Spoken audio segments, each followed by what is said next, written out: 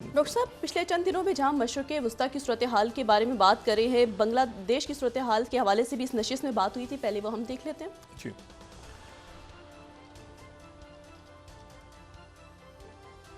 इस तरह से हुक्मरानी नहीं चलती कि आपने जिद में आके एक रजाकार किया, पूरा बांग्लादेश गूंज रहा है रजाकार रजाकार, मैं भी रजाकार, तुम भी रजाकार। इन्होंने अपनी तरफ से टॉन्ट किया था। हसीना वाजिद गई। हसीना वाजिद जो है फारिग हो गई इस पूरे खेल में, क्योंकि हसीना वाजिद इसलिए फारिग हो गई, एक पॉइंट पे पूरा बांग्लादेश इकट्ठा हो गया, 1 पॉइंट, और वो क्या है? हसीना वाजिद स्टेप डाउन। हसीना वाजिद के बाद अब क्या होगा, तो एक मुल्क अनारकी में चला गया। ये जब लोग बहुत अरसे रह जाते हैं ना पावर में, 17 साल 18 पता नहीं कब से, खुदा जाने कितने सालों से तो ये मुसलसल बैठे, तो वो लोग बेजार, अब तब्दीली यूथ आ गई है वहाँ पे, वो निकले हुए सब ने कहा एक एजेंडा है, बाकी सब छोड़ दो, एक एजेंडा हसीना वाजिद डिजाइन करे तो खत्म। साबिक फौजी अफसरान है, वो भी उन्होंने भी दरख्वास्त कर दी हसीना वाजिद से कि वो अपने आप को जो है वो इस्तीफ़ा दे दें। लेकिन अब जो मुजाहिरीन हैं उनका मुतालबा एक उसमें ऐड हो गई चीज़। पहले तो इस्तीफ़े का मुतालबा कर रहे थे, अब वो कह रहे हैं कि हसीना वाजिद गिरफ्तार किया जाए और कत्ल के मुकदमात कायम किए जाए। वहाँ पे मार्शल्लाह की तरफ जा रहा है मामला, लेकिन बहुत तेज़ी के साथ वहाँ पे सिचुएशन जो है वो डिटोरिएट हो गई है, बहुत ज़्यादा बिगड़ गए हैं, और ये कोई 300 के लगभग इंसानी जानें चली गई हैं चंद, और टोटल वहाँ पे ब्लैकआउट और मार धाड़ और स्टूडेंट सड़कों पे और केओस है। जी डॉक्टर साहब, देखिए जी, एक मैं इसको अनारकी कह दें या इसको एक इनकलाब कह दें या जो भी, इनकलाब तो ये अरब स्प्रिंग के बाद और जो भी है सिलसिला तो मुनासिब लफ्ज़ नहीं है, लेकिन इसको एक तरह से इनकलाब मैं इसलिए कहूँगा कि एक पूरी डायनेस्टी का ख़ात्मा हुआ है, और ये बात कोई तसव्वुर भी नहीं कर सकता था कि जो बांग्लादेश के बानी शेख मुजीबुर रहमान, उनके मुजस्मे आज उनकी जो यूथ है,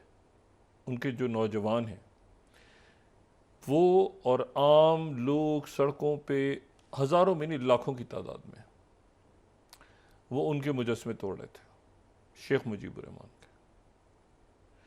अब ये जो मनाजिर आज देखे हैं, तो ये तो कोई खालिदा ज़िया की पार्टी या कोई और जमात नहीं, ये नौजवान, अगर आप देखें भी तो नौजवान उसमें हैं, और उनकी साहबजादी जब मुजीबुर रहमान का, उनकी अहलिया, उनके बेटों, उनकी बहुओं, उनके ग्रैंड जो यानी उनके ग्रैंड डॉटर्स और ग्रैंड सन्स, और साथ उसके फ़ौज के एक ब्रिगेडियर साथ थे, बाकी उनके दोस्त साथ थे, तो जब उनका कत्ल हुआ था 1975 में, तो हसीना वाजिद अपनी एक बहन शेख रिहाना के साथ, छोटी बहन इनकी, वो उस वक्त यूरोप में थी, और साथ उनके थे मियाँ वाजिद। मियाँ वाजिद जो हैं वो हसीना वाजिद के शौहर, जिनका 2009 में इंतकाल हो गया। अच्छा, ये जो यानी हसीना वाजिद है ना, तो इनके शौहर मियाँ वाजिद जो हैं वो पाकिस्तान, जब मगरबी और मशरिकी पाकिस्तान एक था, तो जो यहाँ पे एटॉमिक कमीशन पाकिस्तान का था, उसमें वो जॉब करते थे, कराची में बेस थे मियाँ वाजिद, एटॉमिक एनर्जी कमीशन, और फिर वो यहीं से उनको स्कॉलरशिप मिल गई थी और वो चले गए थे गालिबन इटली, और उसके बाद वो वापस कराची आके उन्होंने एक अच्छे बड़े ओहदे पे उन्होंने अपनी जॉब स्टार्ट की थी, लेकिन फिर उसके बाद जो है वो 71 करीब आया तो वो यहाँ से चले गए। तो हसीना वाजिद और उनके शौहर और उनकी बहन, ये जो हैं, ये और अहले खाना, ये उस वक्त जर्मनी में थे जब पीछे पूरा ख़ानदान कत्ल हो गया, यानी मुजीबुर रहमान भी कत्ल हो गए और उनकी वाइफ भी कत्ल हो गई और बच्चे भी और सारे, तो इनके भाई सब, जो बेटा था मुजीबुर रहमान का वो 10 साल का था, उन सबको सीढ़ियों पे फौज ने मारा, सीढ़ियों चढ़ते हुए घर की, और वो बहुत एक यानी ब्रूटल अंदाज में पूरा ख़ानदान कत्ल हुआ था। तो ये दो जो बेटियां थीं ये बच गई थीं, और ये बांग्लादेश के जो सफारत खाना था जर्मनी का, उसमें इन्होंने पनाह ली थी कि ऐसा ना हो कि वहाँ पर इनको कत्ल कर दिया जाए। और फिर उसके बाद ये जो है ये इन्होंने रब्ता किया था इंडिया, और फिर इंदिरा गांधी यहाँ पे मौजूद थी, ये फिर भारत आ गए थे, पूरा ख़ानदान भी आ गया था, और बहुत सख्त सिक्योरिटी में कई साल तक तो ये पता ही नहीं था ये कहाँ रहते हैं, कोई इंटरेक्शन नहीं था, कोई इंटरव्यूज़ नहीं था, बहुत हाई सिक्योरिटी में कि इनको भारत में ही ना कत्ल कर दिया जाए। लेकिन फिर आहिस्ता आहिस्ता ये उस फेज़ से ये बाहर निकली,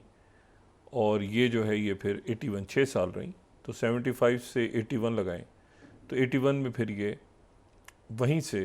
अपनी पार्टी की, अवामी लीग की सरबराह मुंतखब हुई और वापस गई, और फिर कई साल तक वहाँ पे ये और खालिदा ज़िया दोनों जो है ये जमहूरियत के लिए दोनों ने जदोजहद की। इलेक्शन हुआ, पहले खालिदा ज़िया आ गई, ये अपोजिशन में चली गई, फिर ये आ गई, खालिदा ज़िया अपोजिशन में चली गई, फिर इस तरह करके सिलसिला चलता रहा। लेकिन ये कभी तसव्वुर नहीं था कि ये हसीना वाजिद जो हैं, बेगम हसीना वाजिद का जो कि मतलब उनकी एंडिंग ऐसे होगी। ये जो है ये बिल्कुल यानी जिसे कहना चाहिए ना कि एक बड़ी हैरान कुन बात है, कोई तसव्वुर भी नहीं कर सकता था कि उनकी एंडिंग, पॉलिटिकल कैरियर की एंडिंग जो है वो इस तरह से होगी। अच्छा, अब ये है कि वकारुज़्ज़मा उनके जो आर्मी चीफ़ हैं वो अभी 1-2 महीने पहले ही उन्होंने चार्ज संभाला है एज आर्मी चीफ़, और वो बड़े लॉयल हसीना वाजिद के रहे हैं, और अब भी यकीनन होंगे, तभी उन्होंने सिर्फ मैसेज दिए, वरना तो हजूम इनको वही करता जो कि इनके वालिद के साथ हुआ था। और ये जो है ये इतनी ज़्यादा यानी ये पुलिस में, क्योंकि एक हिस्ट्री बांग्लादेश की रही है, तो ये पुलिस के अंदर जो तकर्रुरियाँ ख़ास लेवल से ऊपर, उसको ये ख़ुद मॉनिटर करती थी, फ़ौज के अंदर तकर्रुरियाँ, ब्यूरोक्रेसी में तकर्रुरियाँ, तो ये बहुत ज़्यादा ख़ुद जो है वो मॉनिटर करती थी और ख़ुद देखती थी, और साथ इनके जो मुख्तलिफ लोग थे। 1947 में इनकी पैदाइश हुई, 47, और ये जो है ये 67 में इनकी शादी हुई थी या वाजिद, यानी 71 से चंद साल पहले। अच्छा, अब ये है कि ये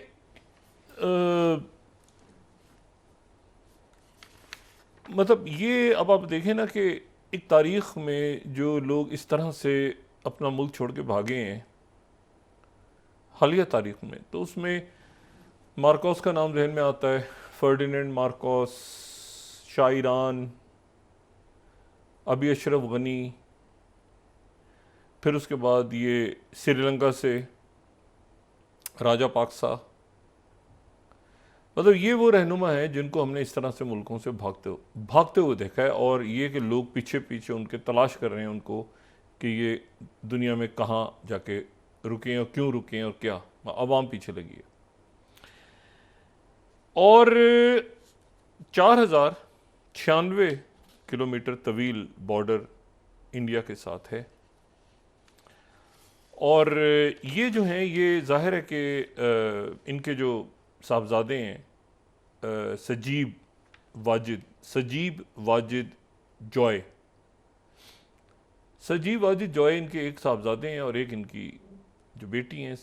इनकी साइमा वाजिद। अब ये जो है ये इनके जो बेटे हैं वो इनके एडवाइज़र भी रहे हैं, और काफ़ी करप्शन स्कैंडल्स में, कोई 300 मिलियन का एक स्कैंडल आ गया था, फिर तरदीद की इन्होंने $300 मिलियन का। लेकिन ये कि इनके साहबजादे की कोई अच्छी साख नहीं है, और अपनी वालदा के साथ ये जो सड़कों पे नज़र आ रहा है उसमें एक बहुत बड़ा फैक्टर उसमें ये भी रहा पिछले चंद सालों में कि जो ख़ानदानी, कि अभी जो बेटा है वो सारा मतलब वही मतलब हिसाब किताब भी कर रहा है, उसके पास बाहर की नेशनलिटी भी, वो आधा टाइम बाहर गुजारता था अमेरिका में, आधा टाइम वो बांग्लादेश में गुजारता था, पैसा और जब मतलब बिल्कुल फारिग होते हैं ना। तो जिन लोगों से बात हुई इस दौरान तो वो कहते थे कि ये डाउनफॉल में बड़ा हिस्सा, क्योंकि ये बेटे हजूर जो हैं ये सारी मुशावरत में, सारी चीज़ों में आगे आगे आगे आगे। अब कौन है भाई, अपना नाम बाद में बताएंगे, आप पहले बताएंगे कि मैं हसीना वाजिद का बेटा, इस तरह की जो औलादें होती हैं। तो अपनी तो वैसे भी जो ख़ानदानी सियासत है उसका तो एक डाउनफॉल शुरू हो चुका हुआ है पूरे, अगर आप देखें तो एक बड़े पैमाने पे। और तमाम तर जो है वो जो भी रियासत पाकिस्तान के ताल्लुकात हों रियासत भारत के साथ, उससे हट के मैं नरेंद्र मोदी को एक बात की हमेशा उनकी मैं पजीराई करता हूँ उस बात पे। उनकी पॉलिसीज़ जैसी भी हैं, जो भी, वो अलग है। उन्होंने इंडिया में कम से कम ख़ानदानी पॉलिटिक्स को तोड़ा है, ठीक है, ख़ानदानी पॉलिटिक्स को उन्होंने तोड़ा है। और जिस चीज़ का मजाक उड़ाते थे एक ज़माने में लोग के चाय वाला है और ये और वो सारा, तो कम से कम ख़ानदानी पॉलिटिक्स ख़त्म हुई है। इसी तरह से बांग्लादेश में आज ख़ानदानी पॉलिटिक्स ख़त्म हो गई। उनके जो बेटे हैं उन्होंने कहा कि हसीना वाजिद अब वापस नहीं आएंगी। उन्होंने बीबीसी से गुफ्तगू करते हुए कुछ देर पहले ये कहा कि हसीना वाजिद अब वापस नहीं आएंगी। अच्छा, वो जब जहाज़ उनका वहाँ से रुखसत, अब ये बड़ा अजीब सा मामला है, क्योंकि देखें 2009 में इनके ख़िलाफ़ एक बगावत होने लगी थी और इन्होंने SOS मैसेज भेजा था उस वक्त प्रणब मुखर्जी को 2009 में। और उस वक्त इंडिया की फ़ौज